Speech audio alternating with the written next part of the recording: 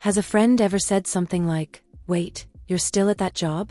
I thought you'd be doing something bigger by now," and it stung just a little? Or maybe you've been at a restaurant, and for some reason, your table is the only one still waiting for food, while the staff is all smiles with everyone else. And you're sitting there wondering, am I just being ignored? Those moments? Ugh, they can be so frustrating. Eleanor Roosevelt once said, "No one can make you feel inferior without your consent." In other words, how we respond when we feel ignored or disrespected has a huge impact on our confidence. But here's the thing, there's no magic, one-size-fits-all solution. Research shows that instead of sticking to just one approach, using a step-by-step strategy works way better. So today, let's break down a super simple 3-step method for handling subtle disrespect. Step 1. Reassess the situation. Step 2. Respond with unexpected kindness. Step 3. If necessary, set firm boundaries. Ready? Let's get into it. Why do some people disrespect others? Ever wonder why some people just can't help but put others down? Honestly, it usually comes down to 3 things. First, they want to feel superior. Some people struggle with their own insecurities, so they make others look bad just to feel better about themselves. You know that one coworker who jumps at every tiny mistake you make and smugly goes, "Wow, I totally saw that coming." Yeah, that person. Second, they like to control or interfere. Some people love to stick their nose where it doesn't belong. They ask weirdly personal questions like, "So when are you getting married?" Or "I heard your company isn't doing so great." Not because they actually care, but because controlling the conversation makes them feel in charge. Third, they shift blame. And then there are the ones who refuse to take responsibility, so instead, they flip the script. The moment you call them out, they hit you with, "Whoa, calm down. Why are you so sensitive?" Instead of owning up to their actions, they make it seem like you're overreacting. Step 1. Reassess. Is it really disrespect?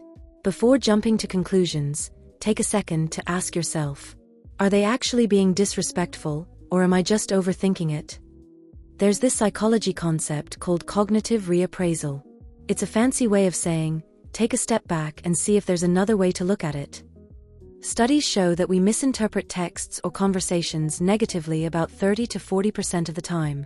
Basically, our brains are wired to assume the worst, even when there's no real reason to. Let's look at a couple of examples.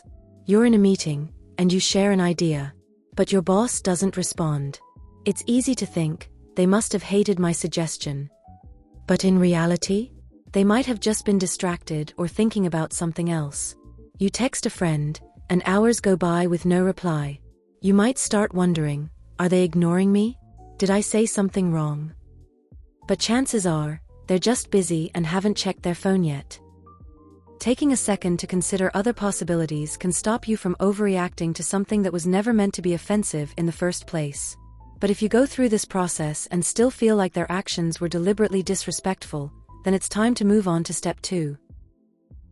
Step 2. Respond with unexpected kindness. So, someone's clearly trying to put you down. Your first instinct? Probably to clap back. But instead of getting defensive, what if you tried responding with kindness? Sounds weird, right? But hear me out. There's this thing in psychology called the reciprocity principle. Basically, it means that when someone is nice to us, we naturally feel the urge to be nice back. It's just human nature. Let me give you an example.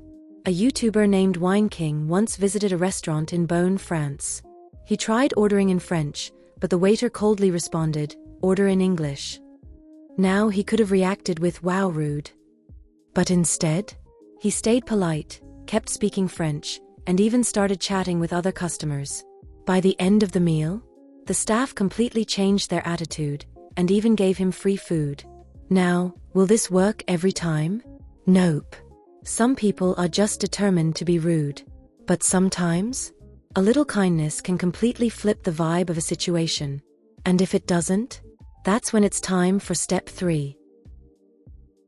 Step 3. If disrespect continues, set firm boundaries. Alright, so kindness didn't work.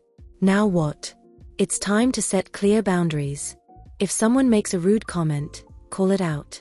That kind of sounds disrespectful. Or flip it on them. Would you be okay if I talked to you like that? Examples of what you can say. If a family member says, "You're still at that job?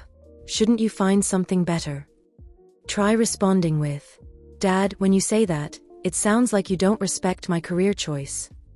What if I talked about your job that way?" If a friend keeps making rude comments about other people's appearances, how would you feel if someone said that about you? "I don't want to continue this conversation." And if they keep doing it, then it's time to create some distance. Start responding less to their messages. Keep your replies short. Let them naturally fade out of your life, without unnecessary drama. What about work situations? At work, you can use social authority to push back. For example, instead of making it personal, say, "This was agreed upon by other department heads. Are we okay with changing it now?" Now it's not just your decision, it's backed by experts and colleagues. This makes them think twice before trying to undermine it. Why standing up for yourself actually works. A lot of people worry that standing up for themselves will just make things worse. But guess what? Research says the opposite. Setting boundaries doesn't escalate conflict, it actually reduces bad behavior over time. Here's why. People don't expect it. When someone's being rude, they assume you'll either stay silent or get defensive. But when you stay calm yet firm, it disrupts their pattern, and suddenly, they have to rethink their actions. This is because of something called cognitive dissonance, that uncomfortable feeling when someone's behavior and the response they get don't match up. It reinforces social norms. Even rude people know what's socially acceptable. When you confidently call out disrespect, it reminds them, and everyone else watching, that their behavior isn't okay. So next time someone tries to push your boundaries, hold your ground. It works. Think of disrespect like tiny scratches. Keep your shine. Picture your self-worth like a beautiful, polished floor. Over time, daily interactions might leave a few small scratches. But just like a well-maintained floor, those little marks don't take away its beauty or value. Instead of fixating on them, focus on the things that keep you shining. Spend time on hobbies. Surround yourself with people who respect you. Put yourself in places where you feel valued. As media mogul Oprah Winfrey once said, "Surround yourself only with people who are going to lift you higher." That means you don't have to let rude people bring you down. Just keep building yourself up. Wrapping it up. Alright, let's do a quick recap. Step 1. Reassess. Was it really disrespect, or just a misunderstanding? Step 2. Respond with kindness. Sometimes, that alone can shift the energy. Step 3. If that doesn't work, set firm boundaries. And remember what Maya Angelou, the renowned poet and author, once said, "You alone are enough. You have nothing to prove to anybody." So don't let rude people get under your skin. You're already enough, just as you are. What about you? Has anyone ever subtly disrespected you? How did you handle it? Drop a comment below. I'd love to hear your stories. And if you found this helpful, don't forget to like, subscribe, turn on notifications. I'll see you in the next one.